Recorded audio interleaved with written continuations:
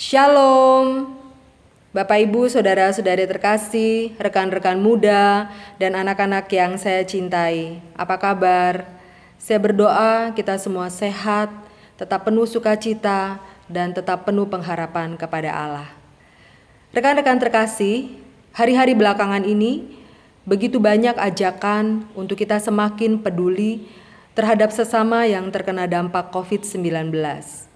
Begitu juga dengan Keuskupan Agung Palembang yang sejak 2 minggu yang lalu sudah mendirikan Crisis Center yang berupaya antara lain menyediakan kebutuhan alat pelindung diri, juga multivitamin dan kelengkapan lainnya yang dibutuhkan para medis dalam merawat pasien yang terinfeksi virus COVID-19, juga untuk membantu masyarakat prasejahtera yang terdampak secara ekonomi akibat wabah ini. Saya percaya semakin banyak orang yang peduli, semakin banyak orang yang berpartisipasi, kita akan sama-sama melewati krisis ini dengan baik. Cuma sempat juga terbersit dalam pikiran saya. Sampai berapa lama saya sanggup berpartisipasi dalam gerakan kemanusiaan ini di tengah kondisi yang penuh ketidakpastian seperti sekarang. Dan mungkin juga ada di antara Bapak Ibu, Saudara-saudari sekalian yang sampai dengan saat ini masih takut memberi karena kita masih punya pikiran untuk keluarga saya saja belum tentu cukup. Bagaimana saya bisa memberi orang lain?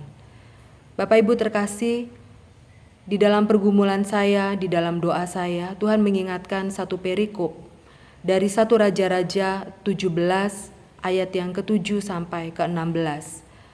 Ayat ini menyatakan bagaimana Elia di dalam masa kekeringan dan kelaparan diberi makan oleh seorang janda. Tuhan memerintahkan Elia untuk pergi ke Sarfat di Sidon menemui janda ini. Dan saat Elia meminta sepotong roti, janda ini berkata, "Demi Allah yang hidup, tidak ada lagi satu potong roti pun yang ada padaku. Yang aku miliki sekarang hanya segenggam tepung di dalam tempayan dan sedikit minyak dalam buli-buli. Sebentar aku mau mengumpulkan potongan kayu api dan pulang membuat roti untuk aku dan anakku, dan kami akan mati." Tapi Elia berkata kepada janda ini, "Pulanglah dan lakukan yang seperti engkau katakan. Tetapi buat dulu sepotong roti bundar kecil untukku, dan baru engkau buat untukmu dan anakmu." Dan Tuhan Allah Israel mengatakan bahwa tepung di dalam tempayan itu tidak akan pernah habis, dan minyak dalam buli-buli itu tidak akan berkurang sampai Tuhan menurunkan hujan ke muka bumi. Dan janda ini melakukan apa yang diperintahkan oleh Elia.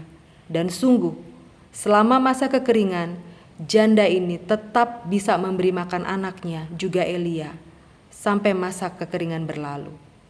Dan sungguh, tepung di dalam tempayannya tidak pernah habis, dan minyak dalam buli-bulinya tidak berkurang sampai masa kekeringan berakhir.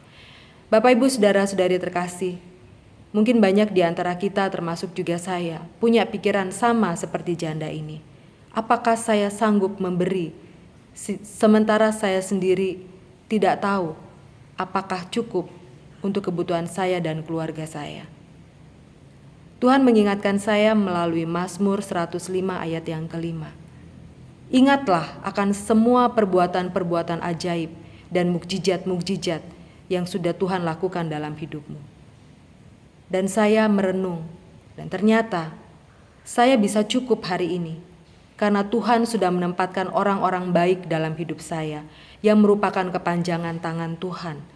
Tuhan sudah taruh customer-customer, nasabah-nasabah yang tetap membeli produk yang saya tawarkan sampai hari ini.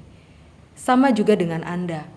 Tuhan tetap memberikan pembeli-pembeli yang tetap datang ke toko atau order secara online. Tetap ada orang-orang yang memberikan referensi customer-customer yang baru, atau sahabat yang memberikan referensi pekerjaan baru yang lebih baik, yang mempunyai penghasilan lebih baik dari penghasilan kita sebelumnya, atau juga masih ada pemberi kerja yang masih memberi gaji bulanan buat kita sampai hari ini.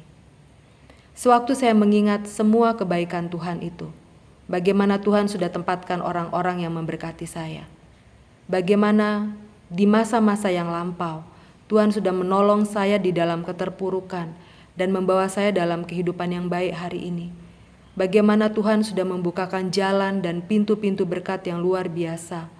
Bagaimana Tuhan sudah menaruh belas kasihan kepada orang-orang ataupun keluarga yang menolong kita saat kita mengalami kesulitan finansial.